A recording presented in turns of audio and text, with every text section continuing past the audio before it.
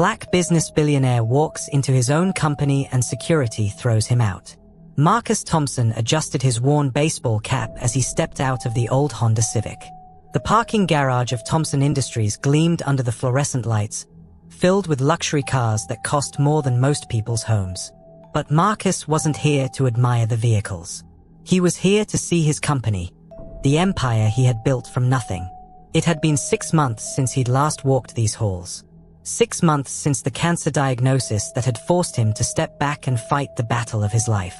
Now, with clean test results in his pocket and renewed energy in his step, he was ready to return. But he wanted to see how things really ran when the boss was away. That's why he looked nothing like the polished CEO who graced magazine covers. No designer suit, no gold watch, no entourage of assistants. Just jeans, sneakers, and a simple t-shirt. He wanted to walk through his own company unrecognized, to see the truth behind the corporate facade. The elevator ride to the lobby felt longer than usual. Marcus watched the numbers climb, remembering when this building was just a dream sketched on napkins in his cramped apartment. 20 years ago, he had started Thompson Industries with nothing but a computer science degree, burning ambition, and a revolutionary idea for software that could transform how businesses managed their data. The doors opened, and Marcus stepped into the marble-floored lobby he had designed himself. Employees hurried past, absorbed in their phones and conversations. The morning rush was in full swing, and nobody gave the casually dressed black man a second glance. Except for one person. "Excuse me," came a sharp voice from behind the security desk. Marcus turned to see Officer Bradley, a white man in his 50s with steel-gray hair and suspicious eyes. "This is a private building. Do you have business here?" Marcus paused. He could have simply shown his ID, revealed who he was, and watched Officer Bradley's face turn pale with recognition. But something in the security guard's tone, something in the way his hand rested on his radio, made Marcus curious. "I'm here to see someone," Marcus said calmly, his voice carrying the quiet confidence that had convinced investors to bet millions on his vision.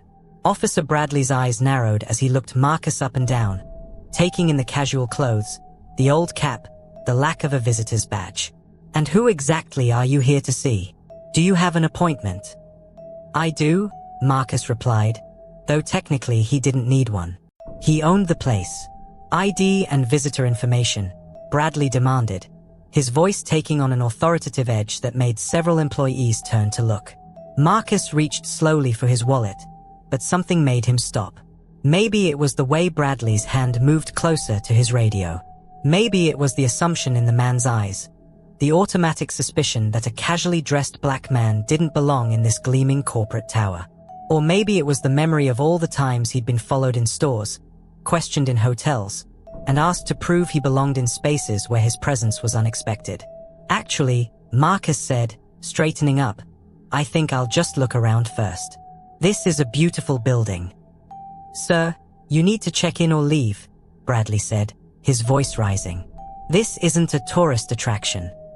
Other security guards were beginning to notice the commotion. Marcus saw them moving closer, their faces showing the same suspicious expression as Bradley. In his peripheral vision, employees were slowing down, some pulling out their phones. "I understand your concern," Marcus said, keeping his voice level despite the familiar feeling of his heart rate picking up. "But I have every right to be here." "Not without proper authorization. You don't," Bradley shot back. "This is private property, and I'm asking you to leave." The irony wasn't lost on Marcus. He was being thrown out of his own company by his own security guard. The same security team he had hired to protect his employees and his business was now treating him like a threat. "And if I refuse to leave?" Marcus asked, genuinely curious about how far this would go. "Then I'll have you escorted out," Bradley replied, his hand now firmly on his radio. "We have procedures for trespassers." Trespassers. Marcus almost laughed. He was being called a trespasser in the building that bore his name, in the company he had built with his own hands and brilliant mind. "Marcus? Marcus Thompson." The voice cut through the tension like a knife. Marcus turned to see Jennifer Martinez, his head of human resources, emerging from the elevator. Her eyes were wide with shock and recognition. "Jennifer," Marcus said with a genuine smile, the first he'd shown since entering the building. "Oh my God, Marcus. What are you doing here? How are you feeling? We didn't know you were coming in today." Jennifer hurried over, her heels clicking on the marble floor. Officer Bradley's face had gone from suspicious to confused, then to a growing look of horror as he began to understand what was happening. "I'm sorry," Bradley interjected, but this man was refusing to follow proper security procedures. He wouldn't show ID or sign in. Jennifer turned to look at the security guard, her expression shifting from confusion to anger. "Officer Bradley, this is Marcus Thompson. As in Thompson Industries.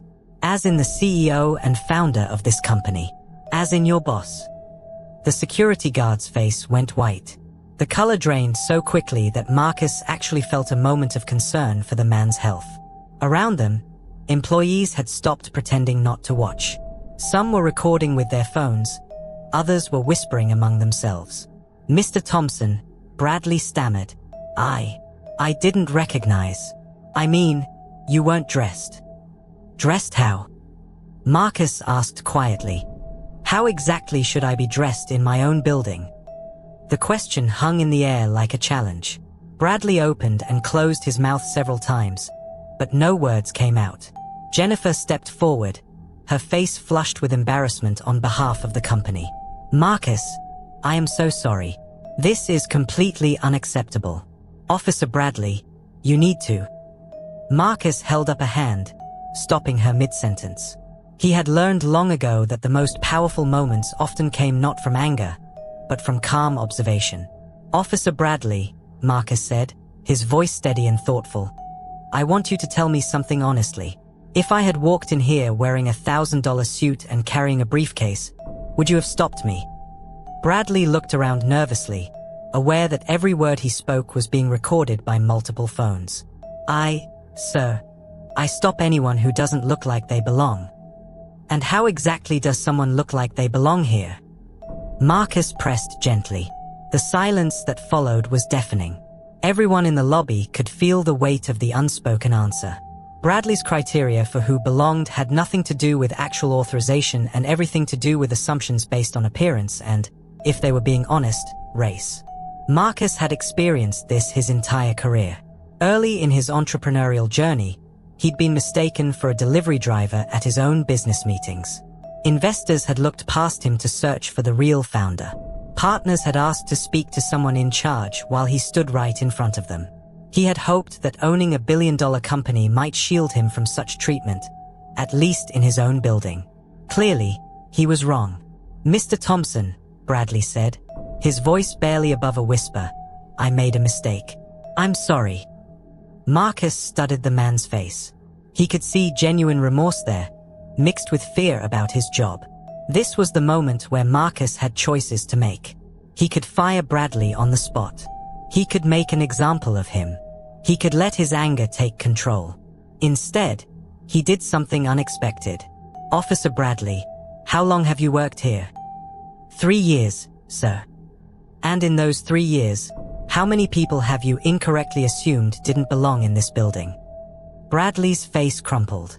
He knew the answer, even if he'd never admitted it to himself. I don't know, sir." "I think you do know," Marcus said softly. "And I think this isn't the first time your assumptions have been wrong. It's just the first time the person you misjudged happened to own the company." By now, a small crowd had gathered. Marcus could see executives emerging from elevators, drawn by the commotion. He recognized David Chen, his COO, pushing through the crowd with a look of alarm on his face. "Marcus!" David called out, relief evident in his voice. "You're back. How are you feeling? You look great." "I feel great, David. Although I seem to have encountered a small problem with building security."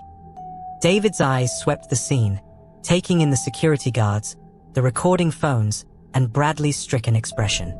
As someone who had worked closely with Marcus for 8 years, David immediately understood what had happened. "Jesus," David muttered under his breath, then louder, "What the hell happened here?" "Officer Bradley was doing his job," Marcus said diplomatically. The question is whether his job is being done correctly. Jennifer cleared her throat. Marcus, should we handle this privately? Marcus looked around at the employees watching, at the phones recording, at the security guards looking uncomfortable. He thought about all the times these moments happened without witnesses, without accountability, without consequences. No, he said finally. I think this is exactly the kind of conversation we need to have publicly. He walked over to one of the seating areas in the lobby and sat down, gesturing for others to join him. It was an unusual sight, a CEO holding court in his own lobby, still wearing his baseball cap and sneakers.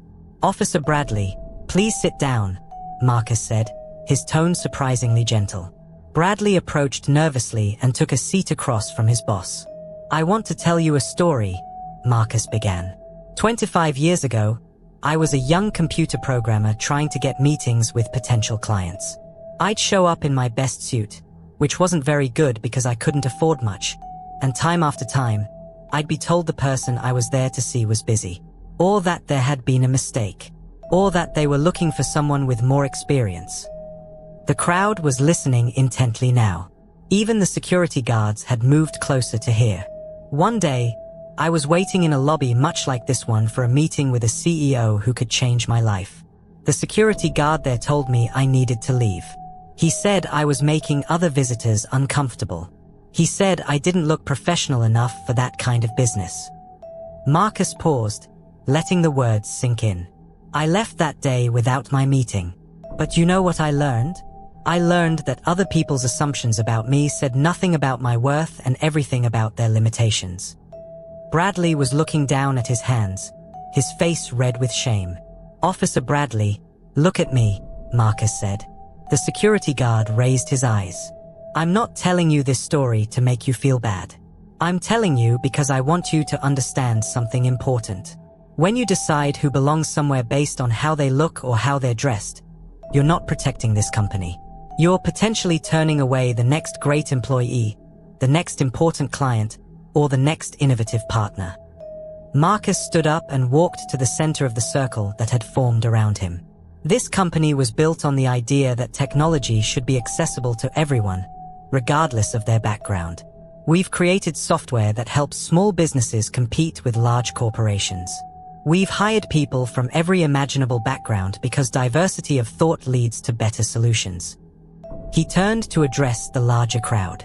But apparently, those values stop at the front door. Apparently, we've created a workplace where someone who looks like me, the founder, can be treated as a threat simply because I'm not wearing the right clothes. The silence in the lobby was profound. Marcus could see employees looking uncomfortable, some nodding in agreement, others seeming to really think about these issues for the first time. David, Marcus said, turning to his COO, I want you to set up unconscious bias training for all of our security staff. And not just security, everyone. From the mailroom to the boardroom. Absolutely, David replied immediately. Jennifer, I want you to review our hiring practices, our promotion policies, and our company culture initiatives. I want to know if what happened here today is symptomatic of larger problems. Consider it done, Jennifer said, making notes on her phone. Marcus turned back to Officer Bradley, who was still sitting with his head down. Officer Bradley, stand up please. The security guard rose slowly, clearly expecting to be fired. I have a choice to make here, Marcus said. I could fire you right now, in front of everyone, and it would probably make me feel better. It would certainly send a strong message. Bradley's hands were shaking slightly. But firing you doesn't solve the problem. It just removes one person who had the misfortune of revealing a bias that I suspect exists throughout our organization. Marcus walked closer to the security guard. Instead, I'm going to ask you to be part of the solution. I want you to help train the other security staff. I want you to share your experience today and help make sure it never happens again to anyone. Bradley looked up, surprise replacing the fear in his eyes. You're not firing me. I'm giving you a chance to learn and grow. But understand this, if anything like this happens again, If you or anyone on your team treats people differently based on assumptions about who belongs here, there won't be a second chance. Bradley nodded vigorously. Yes, sir, Mr. Thompson. I understand. And I'm sorry. I'm really sorry. I accept your apology, Marcus said. But more importantly, I hope you'll work to make sure you never have to give one like it again. The crowd began to disperse as Marcus made it clear the impromptu meeting was over. Employees returned to their morning routines, but the conversations were different now. People were talking about what they'd witnessed, about bias, about assumptions. Jennifer approached Marcus as the lobby emptied.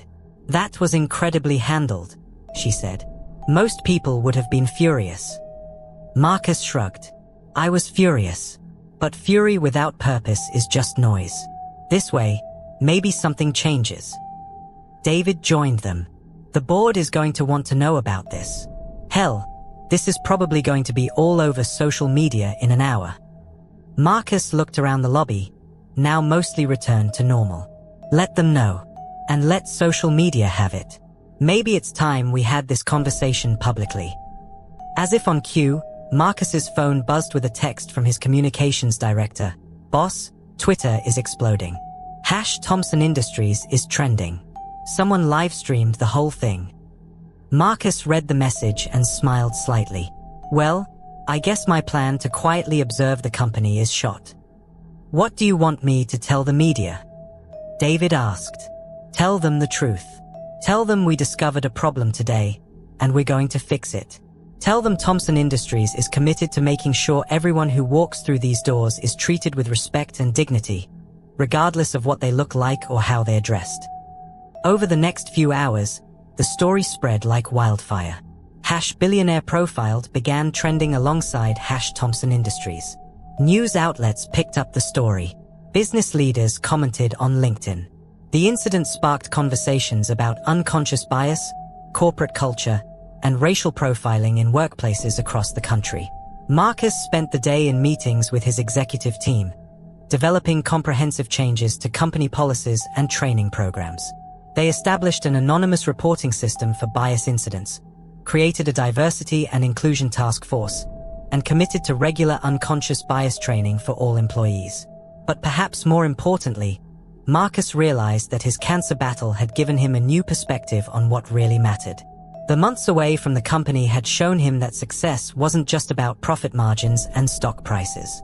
It was about creating an environment where every person could thrive, where judgment was based on character and capability rather than appearance and assumptions.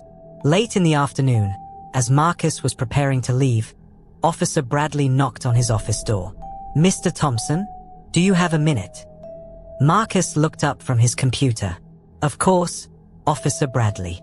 Please come in. The security guard entered nervously, closing the door behind him. Sir, I wanted to thank you for not firing me today, and I wanted you to know that I've been thinking about what happened. Oh, my daughter is biracial, Bradley said quietly. She's in college now, studying business. And today, when I got home, I started thinking about how I'd feel if someone treated her the way I treated you. If someone looked at her and decided she didn't belong somewhere because of how she looked. Marcus leaned back in his chair. And what did you conclude? I concluded that I've been an idiot.